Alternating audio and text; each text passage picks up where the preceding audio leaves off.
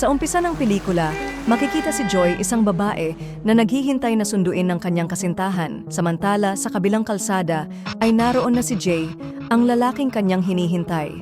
Alam ng ina ni Joy ang kanilang relasyon, kaya matapos ang bakasyon sa lola niya, dadaan muna siya sa bahay nila Jay bago umuwi upang ipatikim sa kanya ang pasalubong niyang masarap na tahong. Pagdating nila sa bahay ni Jay, nagkulong ang magkasintahan sa kwarto at masayang nagkwentuhan at tinikman ang masarap na tahong ni Joy, habang sa labas naman ay may nagiinuman. Dahil hindi nila namalaya ng oras at gabi na, agad na inihatid ni Jay si Joy pauwi upang makauwi ito ng ligtas. Pagka-uwi ni Joy, sinalubong siya ng kanilang yaya habang ang ina niya ay nasa kwarto kasama ang magiging stepfather niya. Wala siyang ideya kung sino ang lalaki, pero dahil sa pagod nagpasya siyang ipagpaliban ang pagtatanong hanggang kinabukasan.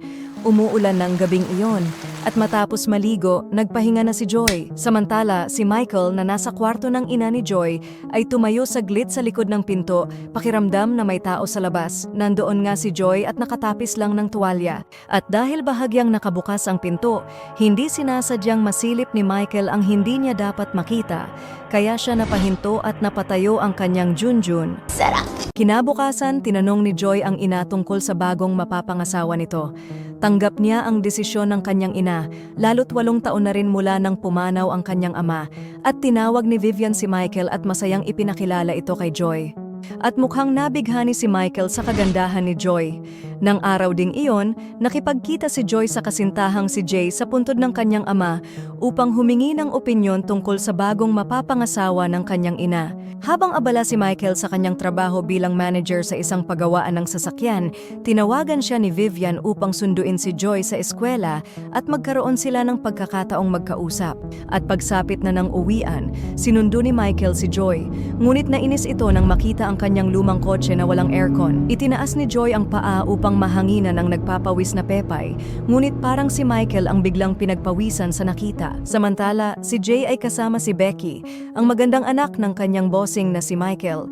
At dito nga nabunyag na may 2 pala siyang babaeng minamahal. Pagdating sa bahay, naging maayos ang unang bonding ni na Joy at Michael bilang mag-ama. Sinabi ni Michael kay Vivian na nais niyang turuan si Joy magmaneho, bagay na ikinatuwa ng kanyang ina. Bago kumain, nagdasal silang tatlo, ngunit si Michael ay patagong sumusulyap kay Joy at maingat na hindi mahuli ni Vivian. Matapos ang hapunan, oras na para matulog, ngunit may ibang plano ang matandang magkasintahan. Rinig na rinig ni Joy ang ingay mula sa kabilang kwarto, kaya nainis siya at tinawagan si Jay. At sa mga sandaling iyon, kasama ni Jay si Becky, ngunit nagpaalam siyang bibili ng sigarilyo para makatakas. Sa huli, nagkita sila ni Joy sa bar at nag-inuman. Kinabukasan, masakit ang katawan ni Joy at nangangailangan ng effort ng kanyang ina para gisingin siya. Ngunit kailangan nilang pumunta sa shop ni Michael upang makilala ang anak nitong babae. Pagdating nila, inaantok pa rin si Joy at hindi maiwasan ng mga mekaniko na mapansin at pag-usapan ang kanyang kagandahan. Sa opisina, nakita nila si Michael kasama ang anak niyang si Becky. Nagkamustahan ang dalawang pamilya at ipinakilala sina Becky at Joy sa isa't isa. Masaya si Becky na makilala si Joy. At bago sila umalis, nakita sila ni Jay sa labas at agad nagtago nang makilala si Joy.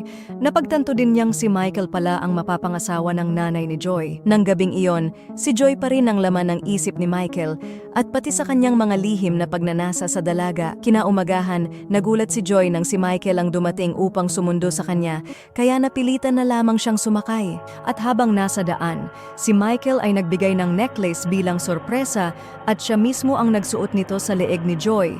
At muling nagkaroon ng pagkakataong mapagmasdan nang malapitan ang babaeng kanyang kinahuhumalingan. Kinahapunan, bumisita si Jay sa bahay ni Joy at tinanggap naman siya ni Vivian at pinapasok sa sala. Upang makapag-usap ng pribado, pinaalis muna ni Joy ang katulong. Hindi na nag-aksaya ng oras ang magkasintahan at muling nagsagupaan ang dalawa habang ang yaya na nasa banyo ay naririnig ang mga pumapalakpak na tunog. Kinabukasan habang nagpapasahod, pinaiwan ni Michael si Jay Jay upang tanungin kung anong regalo ang gusto ng mga kabataan ngayon dahil halatang di na niya makalimutan ang nakitang dalawang coco melon ni Joy at sobrang lakas ng tama nito sa dalaga. Kinagabihan tinawagan ni Jay si Joy pero si Michael ang nakasagot kaya agad niya itong binabaan. Nang bumangon si Joy upang alamin kung sino ang tumawag, napatulala muli si Michael sa kagandahan niya. Ngunit agad siyang natauhan at pagbalik sa kwarto kasama si Vivian, doon niya inilabas ang nadaramang pagnanasa habang si Joy pa rin ang nasa kanyang isipan. Kinagabihan,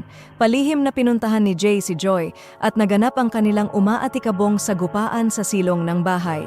Ngunit hindi nila namalayan, lihim pala silang pinagmamasdan ni Michael na kalaunan ay nagsumbong kay Vivian. Kinahapunan, pag-uwi ni Joy, laking gulat niya nang madatnan ang magulong sala. Pinuntahan niya ang kanyang inang umiiyak sa kwarto ngunit nakatikim siya ng 2 sampal. Agad namang dumating si Michael para awatin si Vivian at sumang-ayon kay Joy. Samantala, sa opisina, kinumpronta ni Michael si Jay at agad siyang tinanggal sa trabaho nang malaman ang tungkol sa relasyon nila ni Joy. Ngunit dahil naroon si Becky, naging maingat si Michael upang hindi mabunyag ang anumang lihim, kaya agad niyang pinaalis si Jay. Dahil dito, tinangkang tawagan ni Jay si Joy, ngunit si Vivian ang nakasagot.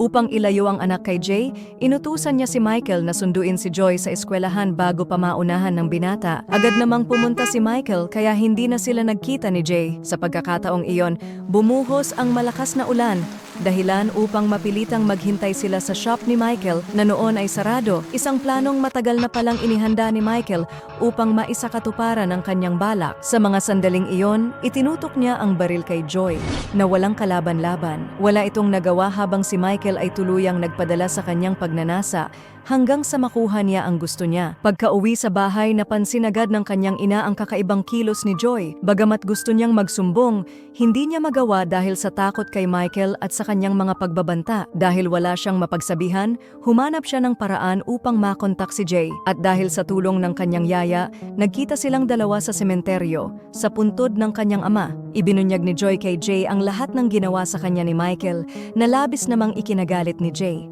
Samantala, tumawag si Michael at si Vivian ang sumagot. Sa una, mahinahon siyang nakipag-usap, ngunit nang matuklasang wala si Joy, bigla siyang nagbago ng tono at agad ibinaba ang telepono na ikinagulat ni Vivian. Makikitang si Michael ay balisa at hindi na makapag-isip ng maayos dahil sa takot sa kanyang nagawa. Dala ang baril, pinuntahan niya si Jay sa bahay nito pero sa kabutihang palad, wala siya roon. Pauwi na sina Joy at Jay sa kanilang bahay upang isumbong na sana si Michael. Ngunit hindi nila inasahang tuliro na itong naghihintay sa kanila doon. Pinapasok ni Michael sina Joy at Jay sa sala habang nasa kwarto si Vivian. Tuliro at tensyonado, hawak niya ang baril, handang gamitin ito sa kahit anong maling galaw nila. Sinubukan ni Jay makiusap, ngunit si Michael ay halatang wala sa sarili. Kaya paglabas ni Vivian, agad siyang binaril ni Michael sa dibdib na agad nitong ikinamatay. Narinig ng mga tao sa labas ang putok, kaya't nagmamadaling sumilip ang kasambahay, ngunit nakalak ang pinto. Hawak pa rin ni Michael ang baril, ngunit sa tindi ng galit ni Joy, hindi na niya napigilan ang sarili. Napansin ni Michael na kukunin ni Joy ang baril. Sinubukan ni Jay pigilan siya, pero nahuli siya ng ilang segundo at muling umalingaw-ngaw ang putok ng baril, kasabay ng pagbagsak ni Jay sa sahig. Sa huling tagpo ng pelikula, lahat ng nasa bahay na sina Vivian, Jay at Joy ay nakahandusay sa sahig. At sa dulo, isinama rin ni Michael ang sarili sa trahedya. At dito na nagwawakas ang ating kwento. Sana ay nag-enjoy kayo sa panonood. Maraming salamat sa inyong walang sawang suporta at pagsubaybay. Huwag kalimutang mag-like at i-share ang video sa mga kakilala nyo. Hanggang sa susunod na lang na kwento, kita-kits!